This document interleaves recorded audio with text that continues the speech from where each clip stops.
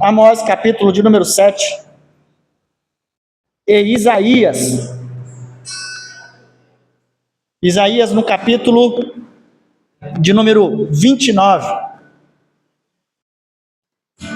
Amós, irmão, ele está ali entre os profetas menores da Bíblia. Você vai passar o livro de Daniel, você vai passar Oséias, você vai passar Joel, aí logo depois vem Amós. E Isaías, capítulo de número 29. Glória a Deus. Abre comigo aí primeiro em Isaías, capítulo de número 29. Verso de número 13. Isaías 29, verso de número 13. Amém? Glória a Deus. E ele diz assim: porque o Senhor disse: pois que este povo se aproxima de mim, e com a sua boca e com os seus lábios me honra, mas o seu coração se afasta para longe de mim, e o seu temor para comigo consiste só em mandamentos de homens em que for instruído. Mais uma vez, porque o Senhor disse: pois que este povo se aproxima de mim, e com a sua boca e com os seus lábios me honra, mas o seu coração se afasta para longe de mim, e o seu temor para comigo consiste só em mandamentos de homens em que foi instruído. Agora, Amós, capítulo de número 7.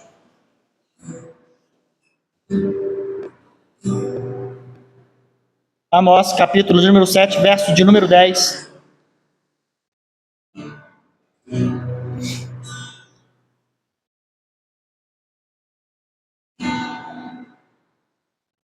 E ele diz assim: então, Amazias, o sacerdote de Betel, mandou dizer a Jeroboão, rei de Israel: Amós tem conspirado contra ti, no meio da casa de Israel. A terra não poderá sofrer todas as suas palavras, porque assim diz Amós: Jeroboão morrerá a espada, e Israel certamente será levado para fora da sua terra, em cativeiro. Depois Amazias disse a Amós: vai-te, ó vidente, foge para a terra de Judá, e ali come o pão e ali profetiza. Mas em Betel, daqui por diante, não profetizarás mais, porque é o santuário do rei e a casa do rei. Me respondeu Amós e disse a Amazias: eu não era profeta, nem filho de profeta, mas boieiro e cultivador de sicômoros. Mas o Senhor me tirou de após o gado, e o Senhor me disse: vai e profetiza meu povo Israel. Ora, pois ouve a palavra do Senhor. Tu dizes: não profetizarás contra Israel, nem falarás contra a casa de Isaque. Portanto, diz o Senhor: tua mulher se prostituirá na cidade, e teus filhos e tuas filhas cairão à espada, e a sua terra será repartida a cordel, e tu morrerás na terra imunda, e Israel certamente será levado cativo para fora da sua terra. Glória a Deus. Feche seus olhos. Vamos orar. Soberano Deus e eterno Pai, Pai do nosso amado Senhor e Salvador Jesus Cristo, Deus que és o Criador do céu e da terra. Neste momento, ó Deus, estamos ainda na Tua presença, te louvando, te adorando, glorificando, bendizendo o Teu nome santo, Pai. Neste momento, ó Deus, após os louvores entoados a Ti, nós estamos com o nosso coração voltado ao que o Senhor falará conosco, Pai. Estamos com o nosso entendimento voltado àquilo que o Senhor vai dizer a nós. Pai, no nome de Jesus, nós te pedimos que permaneça a planta dos pés aqui neste lugar, Pai. Permaneça Teu Espírito passeando no nosso meio. Fale conosco aquilo que nós precisamos ouvir, aquilo que nós necessitamos de ouvir, Pai. Porque nós queremos aprender, praticar, guardar a Tua palavra no nosso coração e praticá-la todos os dias, Pai. Por isso, nesse momento, tira a preocupação, ó Pai, da nossa mente. Ó Pai, tira a pedra do nosso coração. Tira, Deus, as escamas dos nossos olhos e os comichões dos nossos ouvidos. para que nós possamos ouvir, guardar, aprender e praticar a Tua palavra, Pai. Pai, no nome de Jesus nós te pedimos que preencha cada espaço dessa casa com a Tua santa e doce presença, Senhor. Aleluia. Pai, que no nome de Jesus o Senhor venha tocar a cada um da planta dos pés ao alto da cabeça nesta noite, e que nós venhamos sair daqui cheios, mais cheios, cheios da sua glória, cheios da tua presença, louvando o Senhor, adorando o Senhor, nos regozijando na tua presença, Pai, alegres no teu espírito, felizes porque o Senhor falou conosco, o Senhor falou aquilo que nós viemos ouvir, Pai, neste lugar. Talvez saímos de casa esperando receber aqui, ó Deus, uma palavra de conforto ao nosso ego, uma palavra de conforto para aquilo que queremos fazer. Estamos pensando em fazer alguma coisa amanhã, estamos esperando uma confirmação tua. Pai, que nessa noite o Senhor venha falar o que vai nos edificar, vai nos levantar na sua presença, Pai. Falar aquilo que verdadeiramente vai tirar o medo do nosso coração, vai tirar a preocupação com o dia de amanhã, vai tirar a preocupação daquilo que já passou, porque o dia de amanhã, Pai, pertence ao Senhor, e a tua palavra diz que o dia de amanhã está nas tuas mãos. Por isso, Pai, no nome de Jesus nós oramos e pedimos que o Senhor fale aquilo que vai alegrar a nossa alma e abater a nossa carne, Pai, que vai jogar a nossa carne no pó e na cinza, e vai levantar a nossa alma e o teu espírito, Pai. Vai, ó Deus, tomar em tuas mãos. Que no nome de Jesus nós te pedimos, Pai, que o nosso coração nessa noite vai ser um celeiro vazio, mas que no final desse culto vai estar cheio e transbordando, ó Pai, da sua presença. Aleluia. Vai estar transbordando de alegria, Pai. Que o que era tristeza, ó Deus, se tornará em alegria. Que no nome de Jesus, Pai, a tua palavra venha aquecer o nosso coração de uma forma poderosa, e venhamos entender aquilo que o Senhor tem para nós, os propósitos do Senhor para a nossa vida. Por isso, continue falando conosco, Pai. Continue com a planta dos pés aqui neste lugar, sentado no teu trono, no lugar de honra dessa casa, Pai. Hoje esse culto é teu, esse culto é para ti, Pai. Não existiríamos motivo de estarmos aqui se o Senhor não se fizesse presente no nosso meio. O motivo de estarmos aqui, Pai, é porque o Senhor está aqui e se faz presente no nosso meio. Motivou cada um sair de casa, do conforto de casa, e vir aqui te adorar, Pai, te louvar, te exaltar, te glorificar, bem dizer teu nome santo, por tudo que o Senhor é, por tudo que o Senhor já fez na vida de cada um aqui, Pai. Aleluia, glória a Deus. Louvado seja o teu nome. Assim nós te pedimos e te agradecemos. Esteja conosco e fale conosco, no nome de Jesus. Amém. E glória a Deus. Se a mensagem tivesse um tema, seria esse: conflito de interesse. Referência de Isaías capítulo 29, no verso de número 13, e Amós capítulo 7, verso de 10 ao 17. Isaías começa dizendo que, no versículo ao qual nós lemos, Amós foi contemporâneo de Isaías, mas não só dele, mas de Joel e outros profetas. E Deus usava eles da forma ao qual queria, para exortar o povo, corrigir o povo. E a época em que Amós profetizou em Israel não era uma época muito diferente do que profetizou Isaías. Isaías disse que com o povo naquela época, eles só adoravam a Deus de lábios, né? Eles só adoravam a Deus através dos lábios. Eu louvo a Deus, né? Eu glorifico a Deus, eu sou um servo de Deus, só com os lábios. Mas o coração passava longe daquilo ao qual eles falavam. O coração passava longe daquilo que verdadeiramente era para ele ser, né?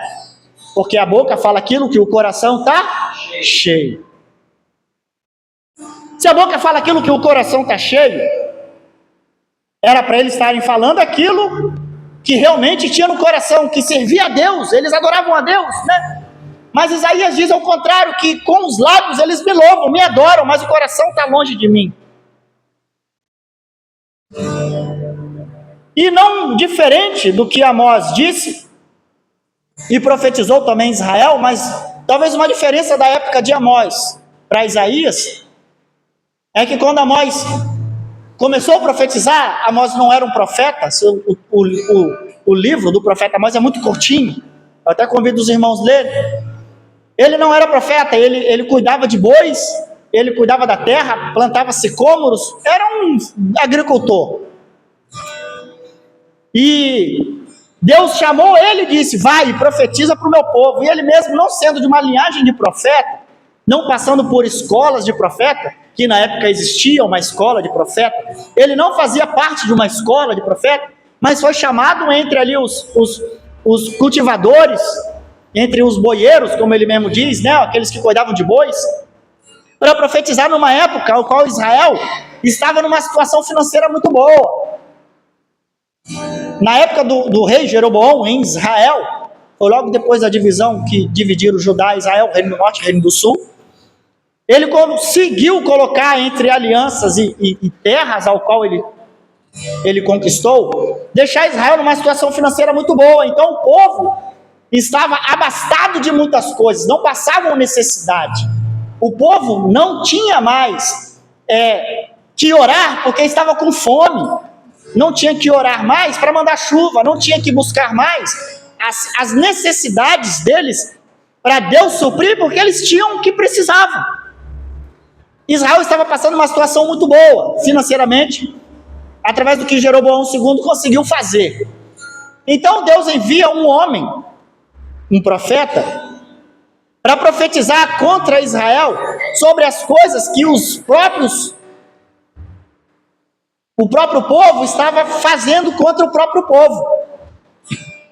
Então eles desobedeciam a lei e eles passavam por cima até daquilo que Deus tinha falado através dos profetas anteriores, para poder cumprir. Então aqueles que tinham, você pegar o livro, você vai ver que tinha muito rico, muito homens de posses, que maltratavam os seus empregados, trabalhavam de graça, ou botavam para trabalhar em troco de comida, trabalhar em troco de sapato. E Amós vinha falando contra isso, contra eles terem colocado a sua fé sobre as posses, sobre aquilo que eles tinham, e esquecido de Deus. Então ele profetizava o que Deus mandava: você vai falar que Israel, que esse povo, eles vão para o cativeiro, eles vão à ruína. Se eles não falarem isso, o rei vai morrer. Se eles não fizerem isso, o reino vai acabar. E ele falando e profetizando, não diferente de outros profetas, porque quem conhece um pouco da história de Israel e Judá, consegue entender que eles viviam mais fora da vontade de Deus do que da própria vontade de Deus. Não é de novidade para ninguém que eles viviam um período servindo a Deus e logo depois esqueciam de Deus, começavam a fazer as coisas por conta própria. Aí Deus levantava um profeta, ia lá falar com o povo. Aí o povo se arrependia. Aí Deus começava a fazer algumas coisas. Vai vir a fome, vai vir a seca, vai vir isso, e vinha. Aí o povo, Deus falou que fez, vamos fazer o quê? Vamos falar com o sacerdote. Aí ia lá com o sacerdote, levava suas queixas para o sacerdote levava as queixas para Deus. Então existia um conflito de interesse entre o povo, que os irmãos que não entendem agora vão começar a entender um pouquinho. Existia na liturgia, na organização dos reinos, até antes dos reinos, os profetas, sacerdotes. O profeta, ele pegava o recado de Deus e levava para o povo. O sacerdote pegava o recado do povo e levava para Deus. Era como se fosse dois telefones. Um só fazia a ligação e o outro recebia a ligação. Um fazia. Aí você anda com dois telefones no bolso. É como quem aqui das antigas lembra, andava com o bip, um bipzinho, né? Aí recebia o número, você recebia a mensagem. Opa, Alain mandou uma mensagem para mim. Aí você arrumava um telefone para poder ligar, porque aqui só recebia mensagem, o telefone ligava. Aí você tinha que pegar um telefone para poder ligar. Então o profeta, ele entregava o recado de Deus para o povo: ó, fala para o povo isso. E o sacerdote vinha: Senhor, perdoa o pecado do povo, o povo veio seguir, tá? Era mais ou menos isso. Então esse conflito é que Deus usava o profeta, aqui no caso Amós, e assim como usou Isaías lá atrás e outros profetas, falava: vocês se consertem, voltem para a presença do Senhor, vocês estão defraudando a palavra dele, vocês estão passando por cima da lei, aquilo que foi dito lá atrás, vocês não estão cumprindo, e Deus vai fazer isso, Deus vai fazer aquilo, e Deus vai fazer aquilo outro. E uma dessas outras era que Deus vai matar o rei, Deus vai acabar com o reinado, Deus vai levar o povo cativo. De tanto Amós falar isso com o povo, porque o povo estava numa situação tão confortável, a realidade é essa, e você não pode negar, que quando você está numa situação tão confortável, com as suas contas em dias, eu falo isso por experiência,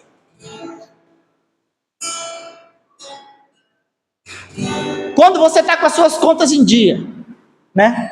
Você abre a geladeira: quero tomar um gugute. Aí você abre a geladeira, tá lá o Danoninho, né? Aí seu filho: mamãe, eu quero, lá em casa, uma mexerica. O menino come 1 quilo de mexerica por dia, eu nunca vi isso. Aí ele vai lá: mamãe, pega a mexerica. Aí descasca a mexerica. Aí ele: mamãe, quero outra mexerica. Aí vai comer outra mexerica, né? Aí quando você fala: meu filho, mamãe, eu quero um Neston. Aí você tem um Neston, vai lá dar um Neston pro menino, não é? Sim. Aí você quer tomar um banho quente, você tem um banhozinho quentinho, né? Você está preocupado com o quê? Nada. Você tem um chuveiro elétrico em casa, você está preocupado com água gelada por quê? Não está. Ninguém que tem um chuveiro elétrico em casa está preocupado com o tanto de frio que está fazendo lá fora. A única preocupação é: como que eu vou sair do box? Porque o box vira uma sauna. Aí quando você abre aquela portinha do box que sai, parece que você entrou no Polo Norte, né? Aí você rapidinho fecha, bota a toalha. A preocupação é essa. E é uma realidade. Mas quando você não tem um chuveiro elétrico em casa, o frio está batendo, que para nós, aqui para nós, 20 graus já é frio. É uma realidade. 14 graus. Aí você olha para o chuveiro, você olha para as canelas, as canelas não estão nem russas, né? Acho que eu vou enganar o banho, vou vender meu banho para amanhã. Você começa a preocupar, aí você vai: como é que eu vou dar banho no meu menino? Gelado, não tem chuveiro quente. Aí quem tem um gás, como já fiz muito, né? Alguém aqui já deve ter feito também, esquenta a aguinha na caneca, derrama na bacia e vai temperando a água, até chegar na temperatura para tomar banho. Lá em casa era 3 meninos, eu era o que tomava banho por último. A cor da água, Cláudio, imagina como é que estava naquela bacia. Nós vivíamos na rua o dia todo, o bairro não era asfaltado. Quando eu ia tomar banho, parecia um caranguejo saindo da panela, quando você cozinha aquela água preta. Era a água que tinha para tomar banho na minha época de criança, era assim.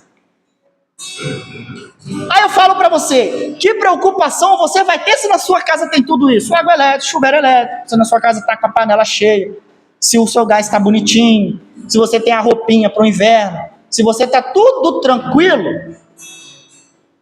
Seja sincero, você pelo menos lembra de orar para agradecer quantas vezes por dia? Que você acordou, escovou os dentes, como Alain disse isso uma vez, e eu não consigo esquecer. A simples graça de ter água na torneira, irmão. Você já imaginou aquela mulher que Jesus encontrou ela no poço, arrancando água? No poço. Rebeca arrancando água para dar para os animais, no poço. Aí você leva o balde. Hoje você tem água na torneira, irmão. Você não tem trabalho nenhum, você só abre a torneira, a água sai. Aí você lava o rosto. Você já um dia parou na frente do espelho assim, orou: Senhor, obrigado porque essa água está aqui na torneira. Eu não preciso ir lá no poço buscar. A gente não lembra. Então Israel estava nessa situação, confortável. Já não passava mais por necessidade igual antes, outrora. As plantações estavam legal, estava tudo bacana, todo mundo vivendo. Por mais que um estava trabalhando para receber um sapato, ele estava trabalhando. Por mais que um estava recebendo. Então, Amós estava já corrigindo, porque Deus pediu, a exploração do povo. Vocês estão explorando. Vocês não estão buscando mais a Deus. Você, rei, fugiu. Os profetas, os sacerdotes, os falsos sacerdotes estão ensinando os ensinamentos errados que Deus não manda. Quando ele começou a falar isso, do conforto, que Deus ia fazer tudo, levantou um chamado Amazias, que era sacerdote em Betel, né? Sacerdote em Betel. E ele começou a chegar para o rei e falar: rei, bota Amós para fora. Porque Amós está profetizando contra você, contra a cidade, falando que o rei vai morrer, que a cidade, que Deus vai assolar a cidade. E falou para Amós: Amós, você não vai mais profetizar aqui, você vai profetizar lá em Judá. Vai lá comer pão, vai para lá. Aí no texto que nós lemos, Amós diz o que para Amazias? Você está pedindo para mim fazer isso? Eu não era profeta não era cultivador de sicômoros, eu cuidava de bois, mas Deus me chamou para profetizar para o povo, e é isso que eu estou fazendo. E porque você falou isso, a sua mulher vai se prostituir, seus filhos vão morrer à espada, sua terra vai ser dividida, a cordel de medir. Então, porque existia um conflito de interesse entre eles. O povo está bem, Ageu, não precisa, Amós, não precisa profetizar contra o povo. O povo está bem, está todo mundo bem. Aí, Amós, não, mas eles têm que voltar para a presença do Senhor. Está todo muito bem financeiramente, mas eles estão longe dos caminhos do Senhor.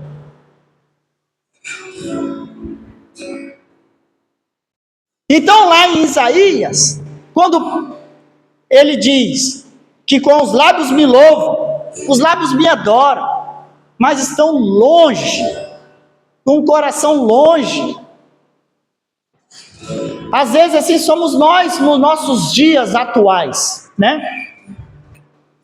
A gente vive uma vida confortável, a gente esquece de Deus. No momento que a gente mais procura a Deus é quando nós estamos passando por dificuldade, por luta. No momento que nós mais buscamos a Deus é quando nós estamos realmente necessitados. Deus te desampara? Não, não te desampara. Mas o problema é que quando nós estamos na situação confortável, né, que na verdade nunca estamos totalmente confortável, mas melhor do que totalmente ruim, é nesse momento que nós temos que voltar para Deus e entender que Ele é o dono de tudo, de todas as coisas, ao qual nós possuímos ou irão possuir. Se nós nos alimentamos, glória a Deus por isso. Se nós nos vestimos, glória a Deus por isso. Se a gente tem uma cama para dormir, glória a Deus por isso. Aí quando Deus te abençoa, você fecha a mão. Quando eu não tinha nada, né, o meu recurso era Deus. Mas quando Deus me abençoou, eu fechei a mão. Eu já não abençoo mais ninguém. Aí eu quero que um irmão faça alguma coisa para mim, de graça. Eu vou chamar fulano porque ele é meu irmão, ele vai cobrar mais barato. Ou ele vai, se o irmão sentir vontade de te abençoar, pega que é benção. Mas se você puder, abençoa o irmão também pagando. Simples assim. O negócio é que nós, como os cristãos, às vezes nós lembramos e estamos mais perto de Deus quando nós estamos passando por dificuldades, irmão. Quando nós estamos em apuros. Mas quando nós estamos numa situação ao qual Israel, que nessa situação estava, no texto você não vê ninguém preocupado que estava com fome. O texto não era uma preocupação porque ia vir anos de fome, a peste ia passar. Não, pelo contrário, as colheitas estavam em fartura, tanto que na visão, no texto anterior, você vai ver que Deus deu uma visão a Amós de gafanhotos comendo as lavouras logo depois da colheita do rei. Então, a visão que Deus estava dando a Amós era de destruição. Por quê? Porque a cidade estava numa situação boa. Então, ó, se vocês não voltarem, vai acontecer isso. Aí quando Deus diz para Amós, dá essa visão a ele, Amós conversa com Deus, Deus então se arrepende. No texto você vai ler e fala, tá bom, Amós, isso não vai acontecer. No capítulo 7, no Senhor Jeová assim me fez ver, e eis que formava gafanhotos no princípio do rebento da erva serôdia, e eis que era a erva serôdia depois da cegada do rei. E aconteceu que, como eles tivessem comido completamente a erva da terra, eu disse, Senhor Jeová, perdoa, como se levantará agora Jacó, pois ele é pequeno? E no verso 3, então o Senhor se arrependeu disso, não acontecerá, disse o Senhor. Assim me mostrou o Senhor Jeová, e eis que o Senhor Jeová clamava que queria contender por meio do fogo, e consumiu o grande abismo, e também queria consumir a terra. Então eu disse, Senhor Jeová, cessa agora, como se levantará Jacó, pois ele é pequeno? E o Senhor se arrependeu disso, nem isto acontecerá, disse o Senhor Jeová. Mostrou-me também assim, e eis que o Senhor estava sobre um muro, levantando prumo, e tinha um prumo na sua mão. E o Senhor me disse, quer ver tu, Amós? E eu disse, um prumo? Então disse o Senhor, eis que eu porei um prumo no meio do meu povo, Israel, e nunca mais passarei por ele. Mas os altos de Isaque serão assolados e destruídos os santuários de Israel, e levantar-me-ei com a espada contra a casa de Jeroboão. E começa no verso 10, ao qual nós lemos. Então Amazias, o sacerdote de Betel, mandou dizer a Jeroboão, rei de Israel, Amós tem conspirado contra ti no meio da casa de Israel, a terra não poderá sofrer todas as suas palavras. E não é grande verdade? Assim como o povo de Israel e nós nos dias atuais, só deixamos para buscar a Deus no momento ao qual nós mais precisamos, irmão. Teve uma época da minha vida, talvez, irmão, eu não falo isso com, não orgulho, a palavra orgulho não é muito legal, né? Não falo isso com orgulho, não falo isso com alegria,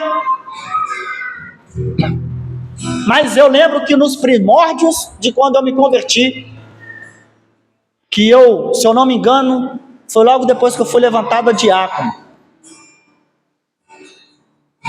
Não me lembro, era um obreiro.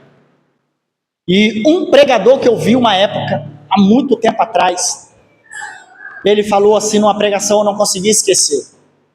Irmãos, é muito bom você vir aqui na frente, contar um testemunho que Deus curou a irmã de câncer. Irmão, é muito bom você vir aqui na frente, contar um testemunho que Deus curou o seu vizinho de alguma enfermidade. É muito bom você contar testemunho e testemunho de alguém. Glória a Deus por isso. Mas glória a Deus, irmão, se Deus fizer alguma coisa na sua vida e você tiver um testemunho para contar como experiência. Para que eu peguei aquilo para mim? A minha oração era assim, Senhor, usa-me, faz comigo, eu quero ter as minhas experiências com o Senhor, eu quero ter as minhas experiências com o Senhor. E eu trabalhava com um rapaz, que ele tinha mania de ficar inventando corinho, eu amo ele, e ele ficava cantando uns corinhos o dia todo. Ele foi um dos que me converteram, tipo assim, falou de Jesus para mim. E eu lembro de um corinho ao qual ele cantava assim, oi, manda a prova, Senhor, manda a prova, Senhor. Oi, manda a prova que eu vou passar. Oi, manda a prova, Senhor, manda a prova, Senhor. Oi, manda a prova que eu vou passar. E ir embora. Irmão, saiu 30 furúnculos nele. Debaixo do braço, nas nádegas, no meio das pernas, na sola do pé. O homem andava assim, ó. Ele botava a camisa, manchava todo. Aí ele, rapaz, para que eu fui cantar aquele corinho? Aí, não diferente dele, eu inocente, eu orava dessa forma. E é muito bom você ter as suas experiências, né, pessoais com Deus. Eu acredito que todo mundo aqui deve ter uma. Eu tenho inúmeras.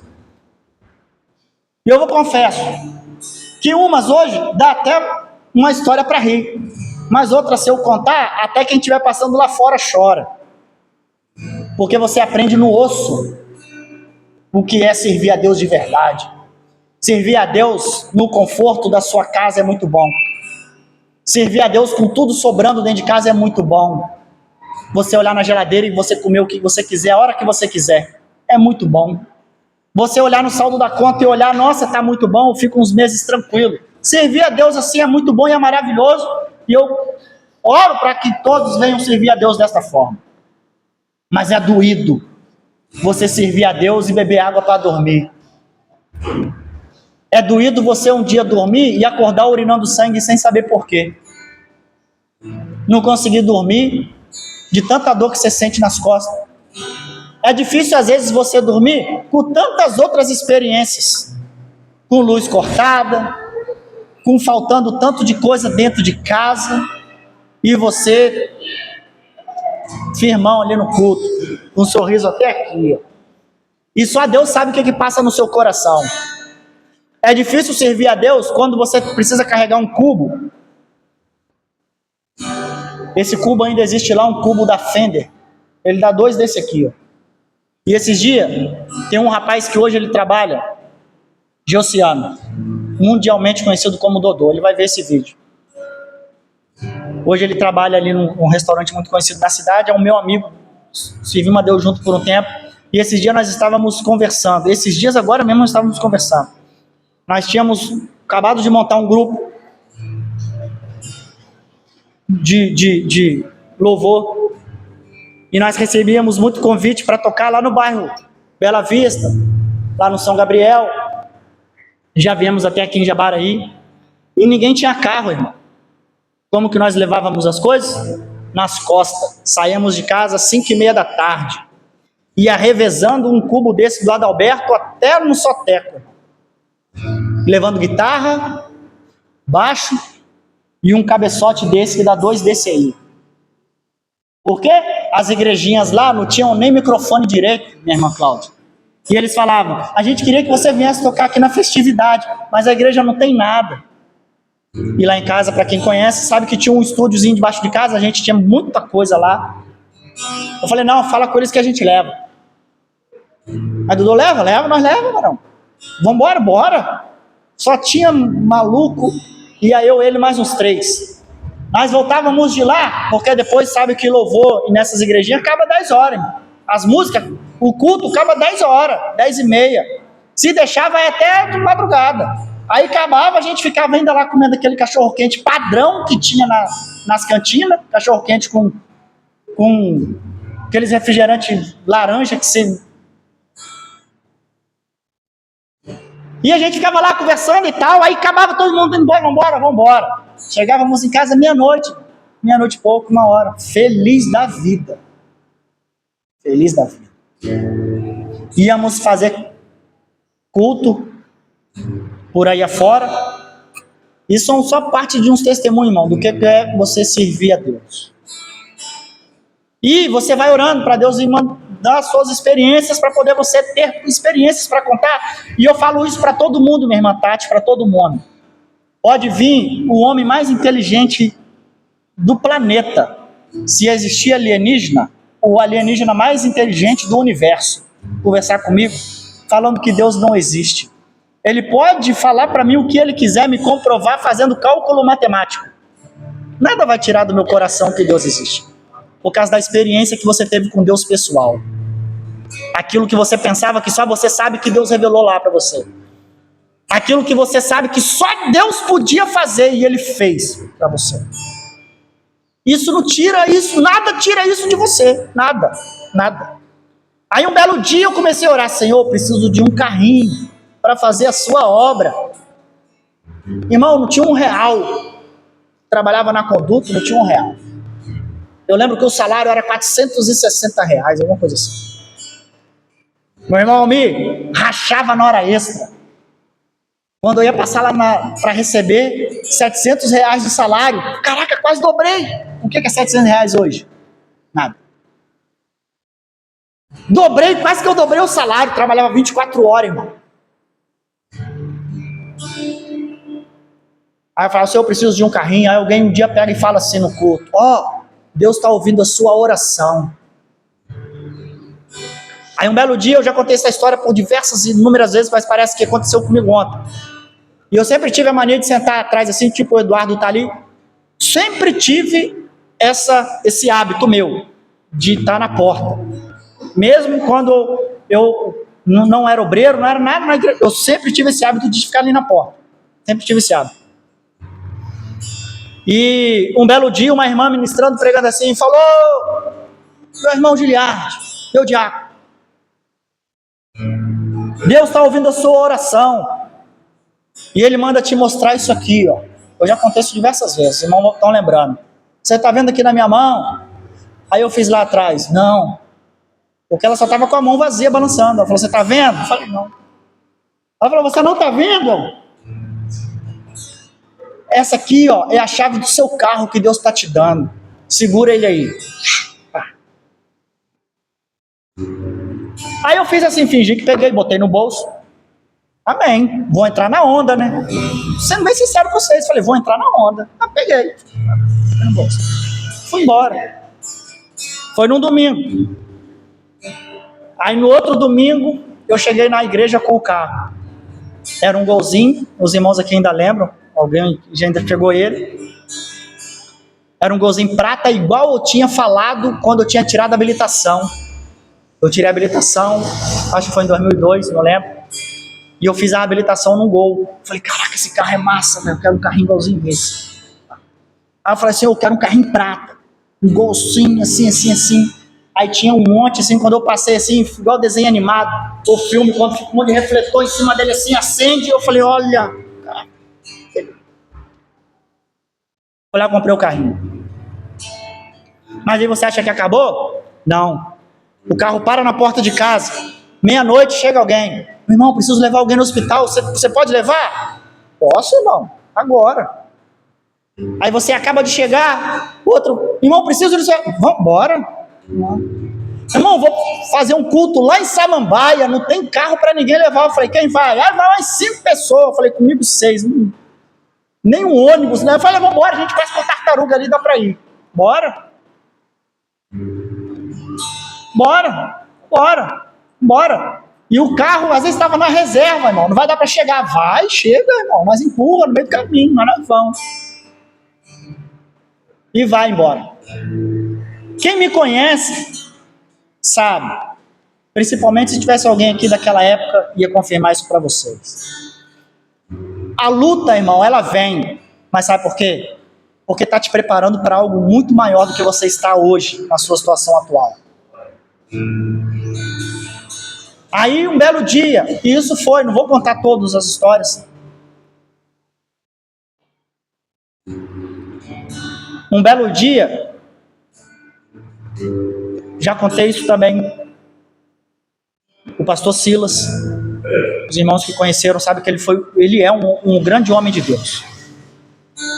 Um dia ele olhou para mim assim e falou, eu passando uma situação complicada em casa, parecia o Everest, assim, se eu pegasse todas as contas e botasse assim, ó, eu ia precisar escalar a montanha das contas para poder.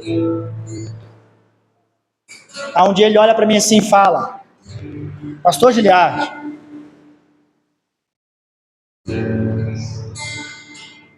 eu vi você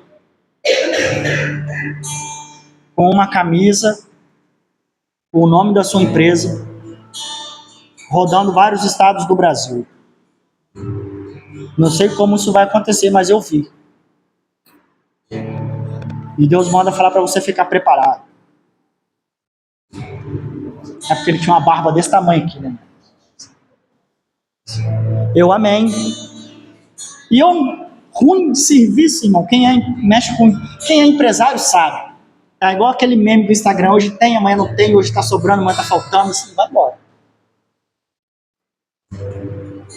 E um belo dia, eu estava na Bahia fazendo um trabalho, tá? Quando eu cheguei em casa, eu ainda não tinha meu uniforme, depois que eu fui fazer, hoje me vê na rua e fazendo o nome da empresa na camisa, tá? Mas eu nem lembrava disso. Quando eu cheguei em casa, a Larissa que comentou, falou, você lembra? Aquela vez que o pastor Silas falou isso. falei, rapaz, não é mesmo? Verdade. Aí eu falo para você, o que Deus te dá é seu? Não é. O que Deus te dá é do reino. O que Deus te dá é do reino. O que Deus te dá é para você servir a Ele. Se Deus te dá muito, é porque você vai servir muito. Se Deus te dá pouco, é porque você está servindo pouco. Se Deus te dá um carro, o carro não é para você deixar guardado na garagem, para usar quando você quiser e puder, não. É para você estar em casa orando, Senhor, envia alguém aqui para me usar esse carro para glorificar seu nome, Pai. Por favor, envia alguém, eu preciso. Envia alguém aqui. Faz bater na porta, me leva ali no PA, eu estou morrendo. Mas leva, faz, para fazer a obra. É o período que você tem para glorificar o nome de Deus naquilo que Ele te deu. É para isso que nós estamos aqui, meu irmão. Ninguém está aqui para servir a Deus para ficar rico. Ninguém está aqui para servir a Deus para ganhar tapinha nas costas. A gente está aqui para servir a Deus para glorificar o nome dEle naquilo que Ele te dá. A capacidade que Ele te dá é para Ele, para glorificar o nome dEle. É isso que Ageu estava falando para o povo. Gente, vocês estão desse jeito, mas é porque Deus deu isso para vocês, glorificar o nome dEle. Vocês não estão passando fome mais, vocês não têm necessidade, eu estou conjecturando, o texto não diz isso. Vocês têm o que todo mundo quer, todas as nações querem. E vocês saíram do propósito de Deus. Será que precisa vir um gafanhoto para comer a plantação para vocês acordar? Será que precisa vir fogo do céu descendo para vocês acordar? Será que precisa disso tudo para vocês voltarem? Aí Ageu clamando para Deus, Deus, não faz isso não, eles não vão se levantar, eles são tão pequenininhos. Aí Deus, tá bom, Amós, eu não vou fazer isso, mas eu vou botar um prumo sobre eles, e esse prumo vai estar sobre eles. Aí eu falo para você, hoje a gente não precisa de um profeta vir falar um recado de Deus desse para nós. Você não precisa levar suas queixas para um sacerdote, um sumo sacerdote, para ele levar para Deus falar através do profeta daquilo que você está colocando sobre ele as queixas. Deus enviou Jesus Cristo para nós hoje. Ele é o sumo sacerdote, ele é o profeta, ele é aquilo que nós precisamos. E às vezes nós só lembramos dele no momento em que nós mais precisamos de alguém, quando estamos na pior ou no sufoco, ou num poço com a mão lá embaixo, onde você já não tem mais para descer, você só pode olhar para cima, e aonde você clama socorro. Mas quando nós estamos aqui bem, andando para lá e para cá, com saúde, com vigor, com tudo que nós temos, nós esquecemos de adorar a Ele. E às vezes quando nós louvamos aqui, é como Isaías diz, louvamos com os lábios, louvamos com a nossa boca, mas o nosso coração está longe daquilo que cantamos. E como que nós vamos voltar o nosso coração para aquele que é digno de louvor e adoração? Às vezes nós saímos de nossas casas, estou terminando, esperando chegar aqui e encontrar Deus sentado, adorar Ele aqui, louvar Ele aqui, sair, e como se Deus ficasse aqui.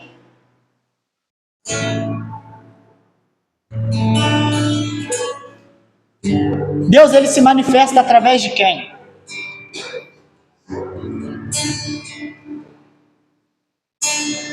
Para mim glorificar a Deus, minha irmã Tati, eu tenho que te agradar. Eu tenho que cuidar de você para mim agradar a Deus. Né? Como que eu vou agradar a Deus se eu não gosto do Alain? Se eu não perdoo o meu irmão? Se eu não cuido do meu irmão? Meu irmão está passando necessidade, eu sei e finjo que não estou vendo. Como que eu vou agradar a Deus se Deus se revela através das pessoas? Do Espírito Santo. O Espírito Santo se revela através de quem? De nós. Deus se revela através do Espírito Santo. E o Espírito Santo trabalha através de quem? De nós, irmão. Imagina você, esse microfone aqui flutuando aqui dentro, o Espírito Santo de Deus segurando ele. Você consegue ver o Espírito Santo? Sim ou não? Você não consegue ver, amém? Mas você acredita que o Espírito Santo de Deus age aqui dentro, amém? Então você imagina que eu não estivesse aqui, o microfone estivesse flutuando aqui dentro. E uma voz saindo aqui sem você saber de onde era. Você ia ter que ter muita fé para ficar sentado nessa cadeira aí. Quem estivesse perto da porta ia ser o primeiro a correr. É uma realidade.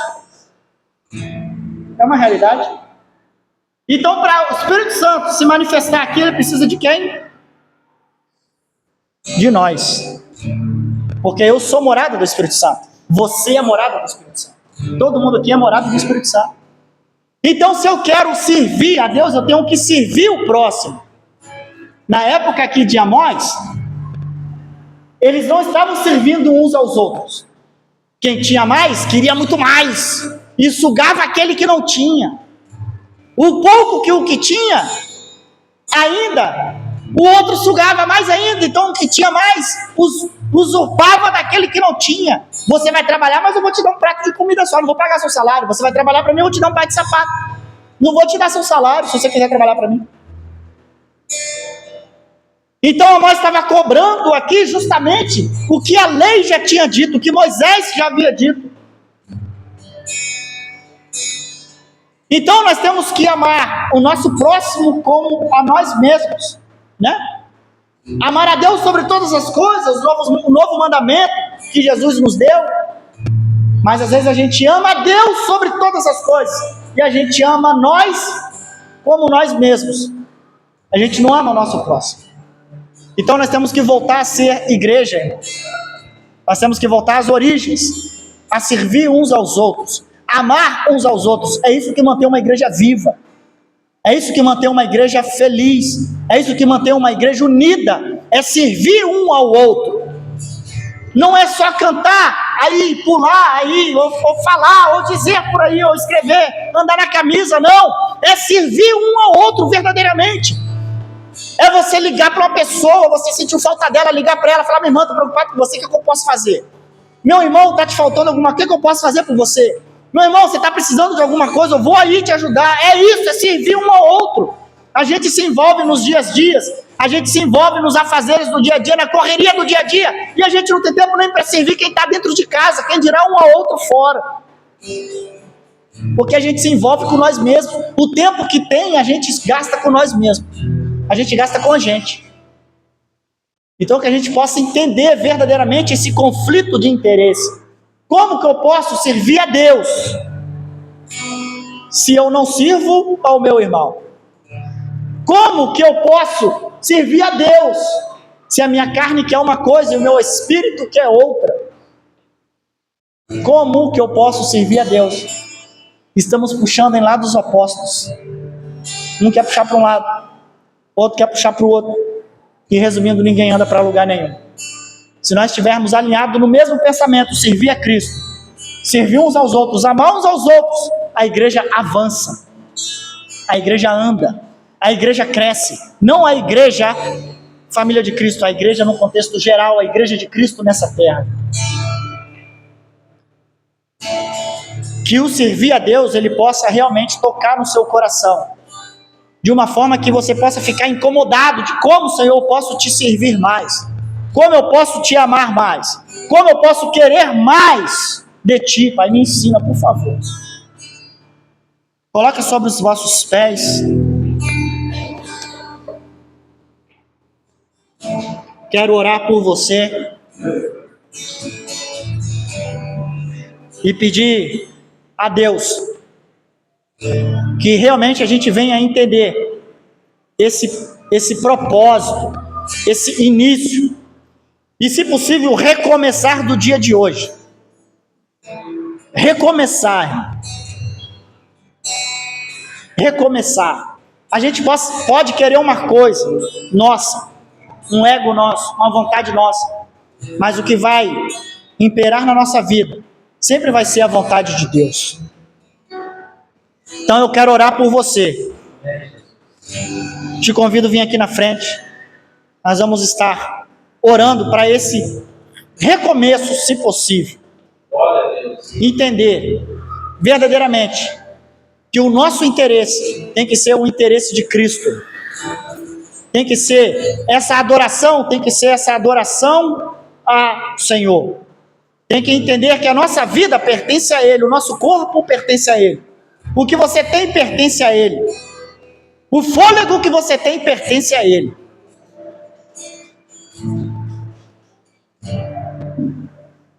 Glória a Deus.